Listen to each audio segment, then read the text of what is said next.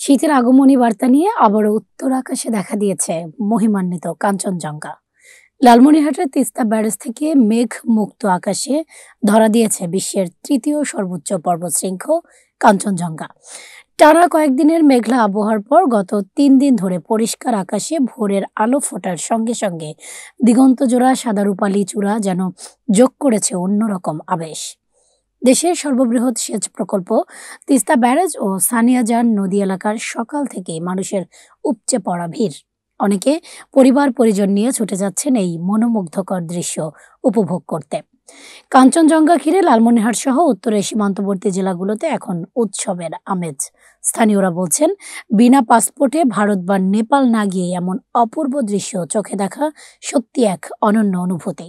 দার্জিলিং পাহাড়ে কাঞ্চনজঙ্ঘা বলে সেটা কিন্তু আমাদের তিস্তা ব্যারেজ থেকে দেখা যাচ্ছে। এটা আমরা ছোটোবেলা থেকেই দেখতেছি যে দেখা যায়, কিন্তু এটা যে এত গুরুত্বপূর্ণ জিনিস এটা আমরা আগে জানতাম না। মানুষ পঞ্চগড় যায় দেখতো, এখন পঞ্চগড় যা দেখতে হবে না। এই যে তিস্তা ব্যারেজে আসলেই আপনার দার্জিলিং পাহাড় আপনার কাঞ্চনজঙ্ঘা দেখা যাচ্ছে। একদম মনে হচ্ছে যে আমরা কাছাকাছি থেকে দেখতেছি।